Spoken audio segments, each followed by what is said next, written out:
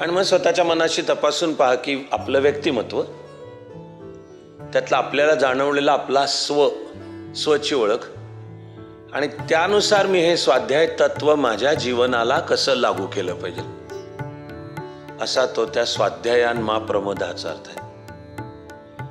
मग जेवढं कळत जाईल तेवढं अधिकाधिक समाजावर भक्ती आहे, या देशावर माझी भक्ती आहे, या संस्कृतीवर माझी भक्ती आहे, या जगण्यावर माझी भक्ती आहे. हे वाक्य सांगते पुढचा तुकोबारायांचा अभंग. वैष्णुमय जग, वैष्णवांचा धर्म, भेदाभेद भ्रम अमंगळ.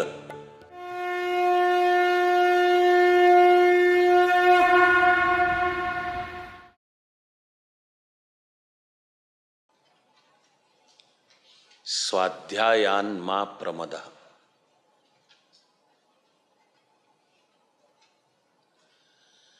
पहिला तर त्याचा सोपा अर्थ आहे की तुझा स्वाध्याय चालू राहिला पाहिजे, स्वाध्याय करण्यात चुकू नकोस.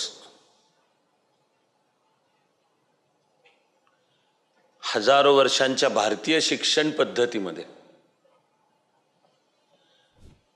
गुरुकुलामधलं शिष्याचं शिकणं जर पूर्ण झालं किमान 12 वर्षांचं,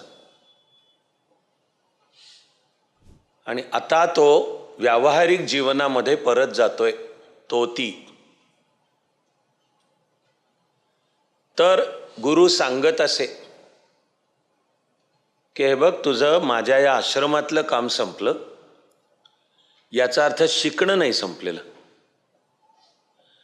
आपण चाणक्य मंडल परिवारमध्ये त्याचं मांडतो आहोत आधुनिक रूप. म्हणूनच आपलं एक तर लाडकं सूत्र आहे, जे आता कोर्स तुमचाही पाठ असणारच आहे, संपतो तो कोर्स आहे, नातं नाही. हे नुसतं बोलण्याचं वाक्य नाही, मनापासूनच आहे. आपलं तर म्हणणं आहे नातं जन्मभरासाठी आहे.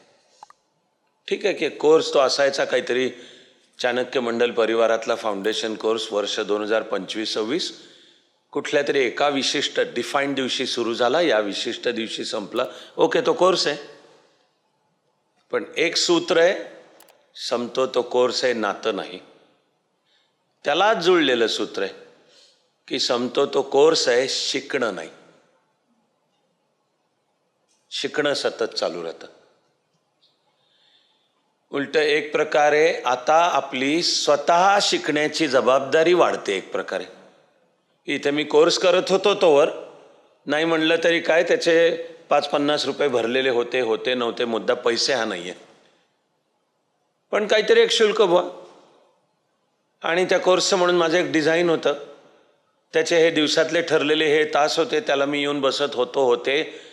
तो कोर्स संपणार आहे, शिकणं नाही संपणार आहे. उलट आहे की आता असं रोजचं काही ठरलेली वेळ असं नव्हे, पण माझं शिकणं मात्र चालू राहिलं पाहिजे. त्याला आपल्या आदर्श भारतीय विचारातलं अप्रतिम शब्दरूप आहे स्वाध्यायान मा प्रमदाः. ही वेदापासून चालत आलेली प्रार्थना आहे. आश्रमातून म्हणजे शिक्षण संस्थेतून जे काही येते शिक्षण किंवा कोर्स पूर्ण करून परत जाताना विद्यार्थ्याला शिक्षक सांगायचे की बघ, तुझा माझ्या इथला काय तो म्हणे कोर्स संपला. एक तर तुझं माझं नातं आयुष्यभराचं आहे, पण तुझं शिकणं पुढे चालू राहायला पाहिजे. इथे मी मनामध्ये निदान 4 किंवा 5 अत्यंत प्रॅक्टिकल टिप्स मनात म्हणलेत की हे कसं चालू ठेवायचं. पुढे आपलं शिकणं आपणहून कसं चालू ठेवायचं. म्हणजे हे जे स्वाध्यायान मा प्रमदाः आहे, कौशल्य आपल्या अंगी बाणवून मुद्दा ॲक्शन पॉईंट्स आहे, कृती, की हे केलं पाहिजे. आणि मग स्वतःच्या मनाशी तपासून पहा की आपलं व्यक्तिमत्व, त्यातला आपल्याला जाणवलेला आपला स्वची ओळख, आणि त्यानुसार मी हे स्वाध्याय तत्व माझ्या जीवनाला कसं लागू केलं पाहिजे, असा तो त्या स्वाध्यायान मा प्रमोदाचा अर्थ आहे. त्यातला 100% निश्चित असलेला पहिला आणि सर्वात महत्त्वाचा ॲक्शन पॉईंट अर्थातच नियमित योग आहे. की माझ्या दैनंदिन जीवनात मी सरासरी 25 ते 30 मिनिटांचा नियमित योग मी करतो करते.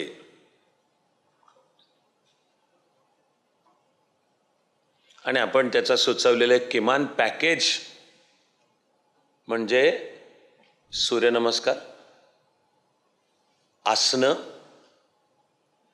त्यानंतर प्राणायामाचे किमान 3 की जे सर्वांनी केलेले चालतात, आणि ह्या प्रोसेसमधनं फायनली ध्यान मेडिटेशन. हे नीट केल्यावर ह्याला लागू शकतात 25 ते 30 मिनटं. पण हा आपल्या रोजच्या सवयीचा भाग बनणे, रोजच्या वेळापत्रकाचा पक्का भाग बनणे. तो मग इथपर्यंत की एखाद दिवशी जेवण नाही झालं तरी चालेल, काही कारणामुळे काहीतरी माझी झोप झाली नाही किंवा नीट झाली नाही, काही यातलं काही चालेल, पण उपासनेला दृढ चालवावे, समर्थ रामदासांची ओळ आहे. बरं, ती उपासना 24 तास ही उपासनाच आहे, पण ती उरलेल्या 23.5 तासांमध्ये सुद्धा माझ्या हातून ती उत्तम व्हावी म्हणून हे 25 ते 30 मिनिटाचं. ते जे शिकणं सतत चालू ठेवण्याच्या प्रोसेसचा पहिला आणि सगळ्यात महत्त्वाचा 100% भाग आहे योग, जो तो आपापल्या मनाशी तपासून पहा की आपण आपल्या जीवनात हे करतो आहोत का वाया घालवतो. येणाऱ्या दिवसामागून दिवस आणि मग त्याचा अर्थ आहे आयुष्यामागून आयुष्य. एक योग. मुद्दा हॅबिट फॉर्मेशनचा आहे. आणि भारत सांगतो की योगाचे सुद्धा किमान 4 प्रकार आहेत. तेव्हा एक जो सुप्रसिद्ध कर्मयोग,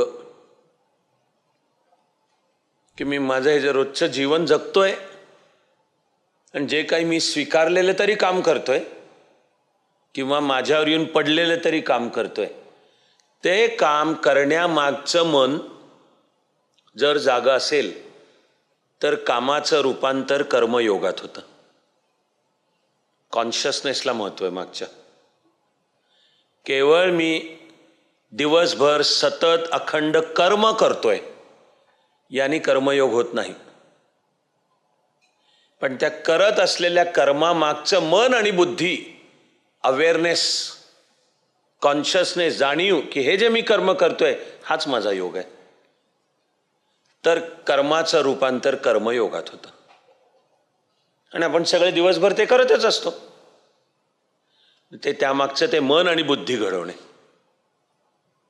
एक रस्ता कर्मयोग. दुसऱ्याचं नाव आहे ज्ञानयोग. ज्ञानयोग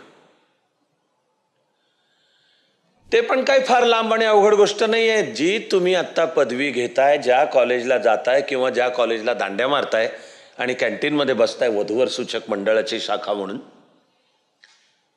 पण अरे काहीतरी वर्षात त्याची परीक्षा येते, त्याचा करायचाच असतो ना अभ्यास, त्यालाच ज्ञानयोग म्हटलंय. पण पुन्हा कर्मयोगाप्रमाणेच त्यामागच्या माइंड आणि बुद्धी आणि कॉन्शियसनेसला महत्त्व आहे. मी मानेवर जू ठेवून घाण्याला जुंपलेल्या बैलाप्रमाणे आता तोंडावर परीक्षा आली आहे म्हणून अभ्यास करतोय, तर त्याचं ज्ञानयोगात रूपांतर होत नाही.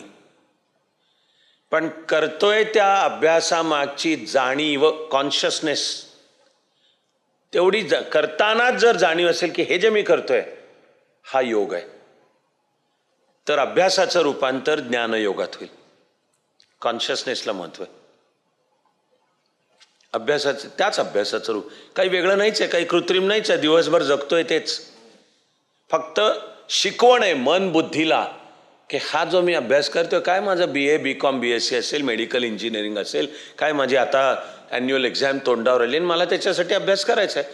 पण जर बसल्या जागी मनाला बुद्धीला एवढं शिकवलं की हा माझा अभ्यास, हाच माझा ज्ञानयोग आहे, तर अभ्यासाचं रूपांतर ज्ञानयोगात होतं.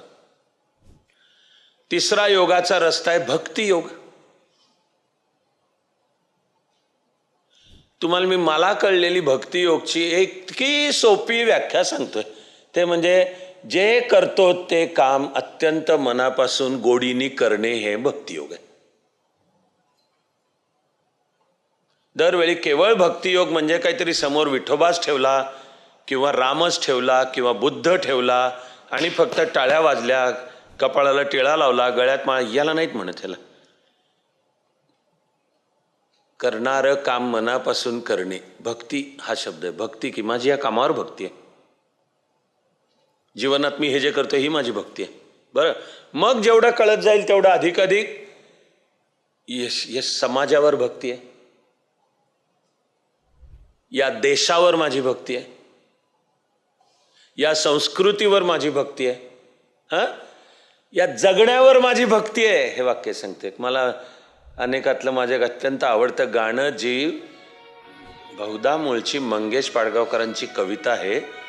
या जन्मावर या जगण्यावर शतदा प्रेम करावे. तर भक्तीचाच दुसरा शब्द प्रेम आहे आणि प्रेमाचाच दुसरा शब्द भक्ती आहे. माझं या देशावर प्रेम आहे, माझं या संस्कृतीवर प्रेम आहे, माझं हाती घेतलेल्या कामावर प्रेम आहे, यालाच भक्ती म्हणतात. पण ज्ञानयोग आणि कर्मयोग प्रमाणेच ते करण्याच्या मागच्या कॉन्शियसनेसला महत्व आहे, की मी ह्या जाणीवेनी ते करतोय. सतत दिवसभर वावरताना एक क्षणभर जर असं चेक केलं, मनाला रोखलं आणि विचारलं की आहे का आत्ता तुझे, तर मग त्या प्रेम किंवा भक्तीचं रूपांतर योगात होतं. मुख्य रस्ते हे 4: कर्मयोग, ज्ञानयोग, भक्तियोग आणि राजयोग म्हणजे नियमित योग साधना. आणि खरं म्हणजे हे 4 असे एकमेकापासून वेगळे काढता येत नाहीत. प्रत्येकाच्या आपापल्या व्यक्तिमत्वानुसार या 4चा रेशो ठरेल, कोणाचा किती आहे. स्वची ओळख, स्वची ओळखवर हे होऊ शकतं की कोणाचा मुख्य मार्ग कर्माचा आहे. पण लोकमान्य टिळक असोत, कर्मवीर भाऊराव पाटील, विठ्ठल रामजी शिंदे, थोर सगळे समाजसुधारक, यांना कर्मवीर. त्यांनी एक समाजामध्ये काम आणि कर्म, तरी त्यांच्या जीवनात सुद्धा ज्ञान, भक्ती आणि राज हे असतातच. फोकस, प्रायोरिटी थोडीफार बदलेल. आणि कोणाला वाटलं की माझ्या व्यक्तिमत्वाची अधिक ठेवण भक्तीच्या मार्गाने आयुष्याचा प्रवास करण्याचे, तर बरोबर आहे, मग त्याच्याकरता तो भक्ती योग अधिक असेल, तरी त्याच्या जीवनात ज्ञान, कर्म आणि राज असतातच. असं परम्युटेशन कॉम्बिनेशन आहे. आणि आपण त्यामध्ये प्रत्येकालाच सुचवतो ॲक्शनच्या भाषेत की तुझ्या दिनक्रमात साधारण निदान 25 ते 30 मिनिटाचं पक्क एक सवय पक्की ही पहा तुम्ही जीवनाचा खुंटा, आणि मग वेगळ्या व्याख्यानाची गरजच नाही. तस्मात आपलं स्वाध्यायान मा प्रमदहामध्ये पहिला हा आहे. दुसरा अर्थातच वाचन. पुन्हा आपल्या आवडीचं मूळ सूत्र स्वची ओळखच आहे. तुला मनापासून जे वाचायला आवडतं. पण आता संपतो तो कोर्स आहे, एक म्हणजे नातं नाही, दुसरं म्हणजे शिकणं नाही. तर आता फॉर्मली कोर्स संपला तरी माझं शिकणं कसं चालू ठेवायचं, रामबाण उत्तर आहे वाचन. लक्षपूर्वक स्वतःमधलं स्व ओळखून मी जे स्वतःला घडवणारे, तर मला ते माझं कौशल्य सतत, इंग्लिश शब्द नर्चर करणे, आणखी दुसरी इंग्लिश फ्रेज येते होनिंग द स्किल्स आपली, की मला कळलं की माझ्यात अमुक एक आहे बरं का कौशल्य. कळण्यापाशी संपत नाही, सुरुवात होते.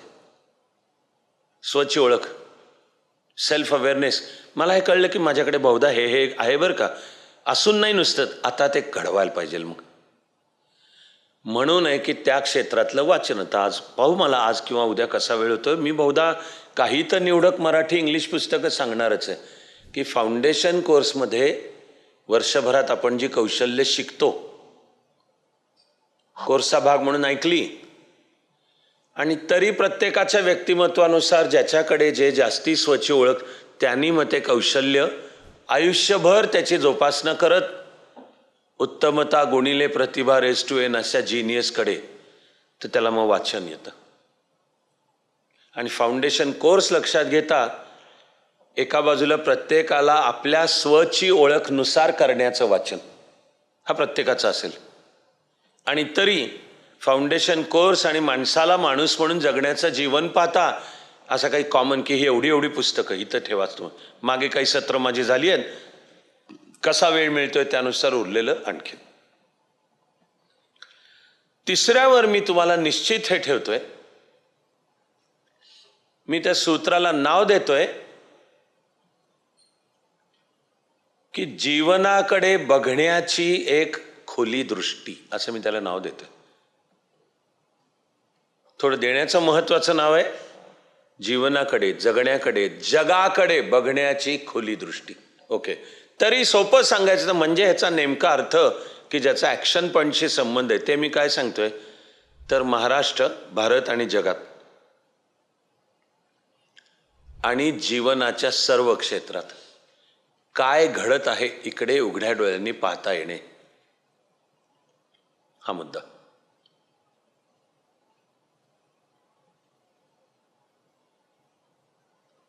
काय नीटचे पेपर फुटले,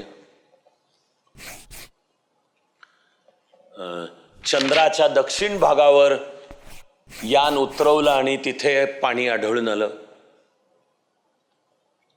गुरु ज्युपिटरचा एक उपग्रह किंवा चंद्र तो मानवी वस्तीस लायक असण्याची शक्यता आहे असं शास्त्रज्ञांनी सिद्ध झालं. 3-4 दिवसांपूर्वी सुप्रीम कोर्टाने स्पेशल इंटेन्सिव्ह रिव्हिजनच्या बाबतीत निकाल दिला की ही घटनात्मक व्यवस्था आहे सगळं, पण कळणे नावाचा प्रकार आहे. तर याचा सोप्या शब्दात सांगायचं तर आपला स्व कोणताही असो, जीवनातलं आपलं क्षेत्र कोणतंही असो, मानवी जीवनात घडणाऱ्या प्रचलित घडामोडी, करंट इव्हेंट्स आणि करंट अफेअर्स, आपलं ध्येय तिकडे बघण्याची दृष्टी तयार होणे. आणि त्यासाठीचा ॲक्शन पॉईंट आहे तो म्हणजे जाणीवपूर्वक तो अभ्यास करत राहणे. तरी आत्तापर्यंत एकूण मुद्दा बोललो. आता याचा अर्थ काय झाला मग एक आहे की मी नियमितपणे पेपर वाचतो का, तपासून पहा. आणि आपल्या दिनक्रमाचा हा मॅन्डेटरी भाग बनायला पाहिजे की नियमितपणे मी पेपर वाचतो, वृत्तपत्र, न्यूजपेपर्स किंवा आलटून पालटून वेगवेगळ्या न्यूज चॅनल्स, विशेषतः हेडलाईन्स, पण लक्ष आहे माझं की आता काय काय घडतंय. किंवा काही नियतकालिक मॅगझिन्स आहेत करंट इव्हेंट्सला वाहिलेली, किंवा आता बदललेल्या टेक्नॉलॉजीनुसार एकतर सगळ्या प्रकारची डिजिटल टेक्नॉलॉजी, त्यामुळे वेगवेगळे डिजिटल प्लॅटफॉर्म्स आहेत. आणि आता AI पण येऊ लागलं, आलंच. सगळ्याचा आपल्या दिनक्रमात नीट वापर करून महाराष्ट्र, भारत आणि जगात मानवी जीवनात घडणाऱ्या सर्व घडामोडींकडे लक्ष असणे. इराण, अमेरिका, इस्रायल युद्ध चालू आहे. 56-57 दिवसांपूर्वी काहीतरी तथाकथित युद्धबंदी जाहीर केली आणि आता नुसतं रोज नाही, तासाला तो बिचारा ट्रम्प तात्या काय बोलतो त्याचे त्याला तरी माहिती आहे का नाही आपल्याला कळायलाच मार्ग नाही. तो आत्ता म्हणतो हो करार होत आला, मग म्हणतो इराणला आम्ही बेचिराग करू, मग म्हणतो नाही होर्मुझची खाडी व्यापारासाठी खुली झाली, पुढच्या तासाला म्हणतो आम्हीच ब्लॉकेड चालू.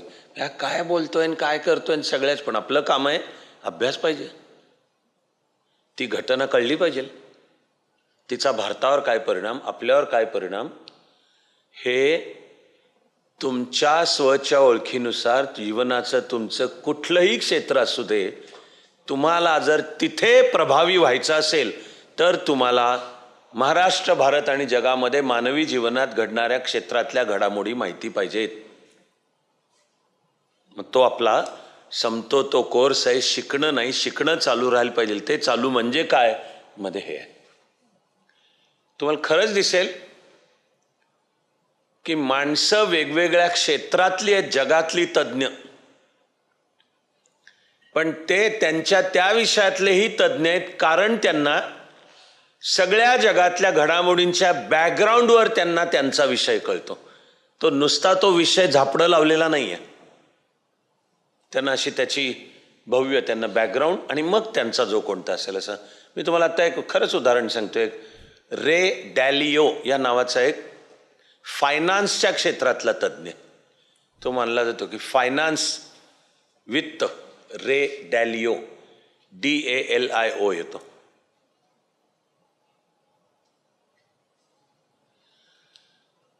नुसता म्हणजे मी इकॉनॉमी हा पण वापरला नाही हा शब्द. फायनान्स.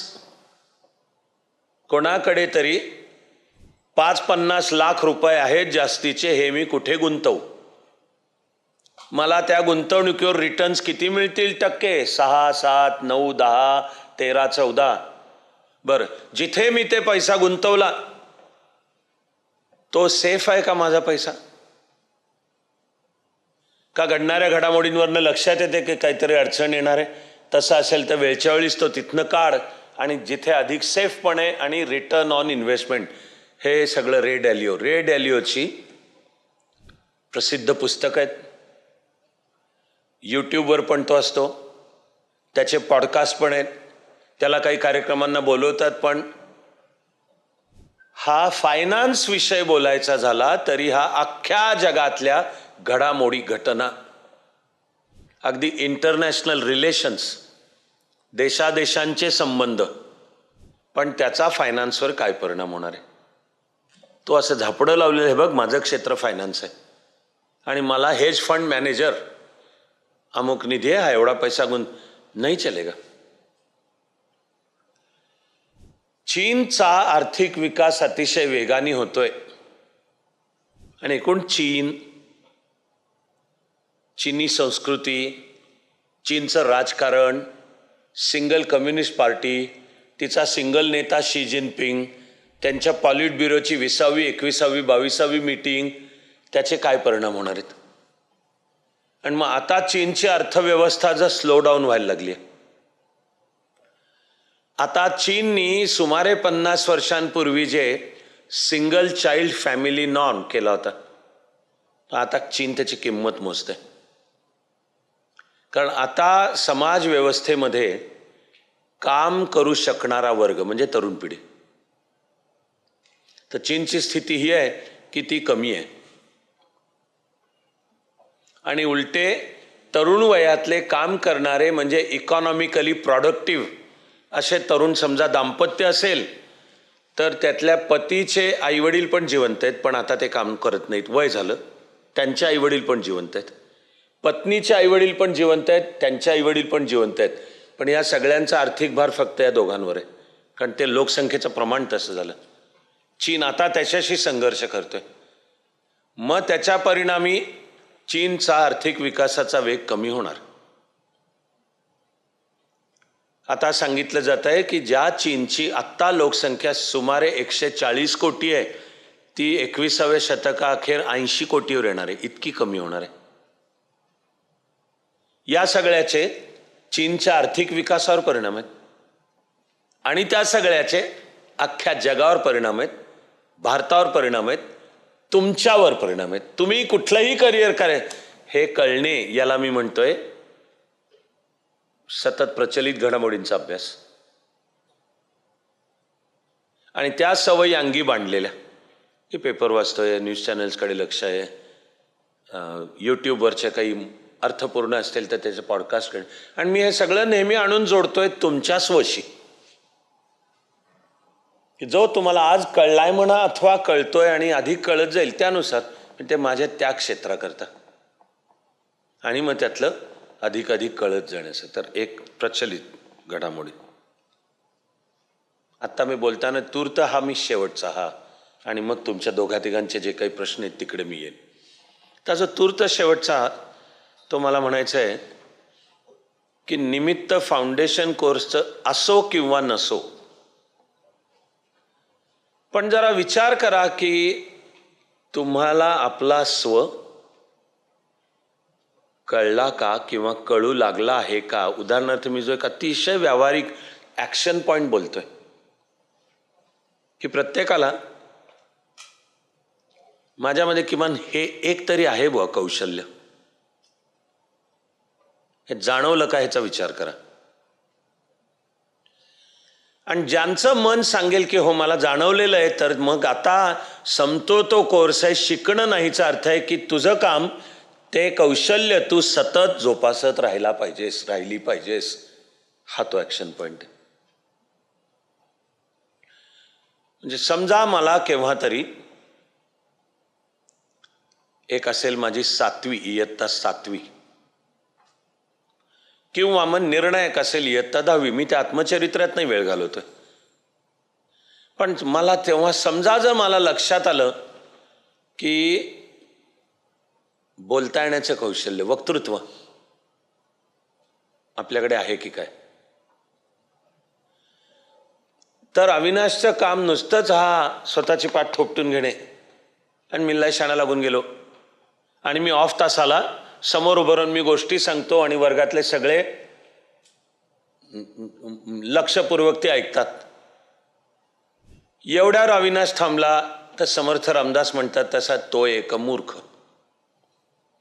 तुला जर कळलं की तुझ्याकडे हा दिसतोय बरं का हा एक गुण, तर मग त्याची सतत जोपासना करत राहिलं पाहिजे आणि त्याला मग कॉन्शियस प्लॅन पाहिजे की माणूस म्हणून 15 वर्षाच्या अविनाशला जर कळलं ते स्वची ओळख की आपल्याकडे हे एक दिसतंय, त्याची जोपासना म्हणजे हे पुन्हा स्वची ओळखशी जोडलेलं आहे. पण मला हे लक्षात आलंय आता माझ्यातलं हे कौशल्य मी सतत जोपासत राहणार आहे, असं मी प्रत्येकातलं म्हणतो. माझं खरंच म्हणणं आहे की कोणाला जर गाण्याचं जरा जरी अंग असेल, मग माझं म्हणणं त्यांनी तेवढ्यावर थांबता कामा नाही. मग की आहे का तुला गायला आवडतं, संगीत आवडतं, गाणी ऐकायला आवडतं, तुला पण येतं. माझं म्हणणं आहे ते वरदान आहे, पण वरदान नुसतं असून नाही चालत, त्या असलेल्या वरदानाची जोपासना मग करावी लागते. समजा कोणाला वाटलं नृत्य आहेत, मला आत्ताही लक्षात येत आपले कोणीतरी 2-4 तरी मुलं मुली, मला आहे लक्षात, कारण मागच्या तुमच्याच एका तासाला त्यावेळचं निमित्त, कारण पुस्तक त्यावेळी नुकतंच झालं तर मी ते मागवून घेतलं होतं. ते म्हणजे एक महान कथकच्या महान कलाकार पंडिता रोहिणी भाटे यांनी त्यांचं कथकच्या क्षेत्रातलं आत्मचरित्र, त्याला नाव नृत्यमय जग नर्तनाचा धर्म, हे तुकोबारायांच्या अभंगाचं एक बदललेलं रूप आहे. मूळचा तुकोबारायांचा अभंग वैष्णुमय जग, वैष्णवांचा धर्म, भेदाभेद भ्रम अमंगळ, अशी तुकोबारायांची ओळ आहे. रोहिणीताईंनी त्याचं थोडं वर्णन करून बदलून नृत्यमय जग म्हणजे माझा विष्णू नृत्यातच आहे. असा कोणाचा म्हणजे ईश्वर, कोणाचा पेंटिंगमध्ये असेल. पेंटिंगचे 50 प्रकार आहेत, लक्षात घ्या की नुसतं पेंटिंग एक कुठे, कोणी पेन्सिल स्केचमधला तज्ज्ञ होईल, कोणी वॉटर कलर पेंटिंगमधला तज्ज्ञ होईल, कोणी ॲक्रिलिकमधला तज्ज्ञ होईल, असं प्रत्येक. पण असं आपल्यातला किमान एक, माझा आजचा तुमच्याशी बोलतानाचा मुद्दा आहे की एव्हाना तुमच्यातल्या प्रत्येकाला असं काहीतरी किमान एक आपल्यातलं आलंय का लक्षात. त्याचं जर मन तुम्हाला सांगत असेल उत्तर होय, तर मग ते जाणीवपूर्वक ते जोपासणे.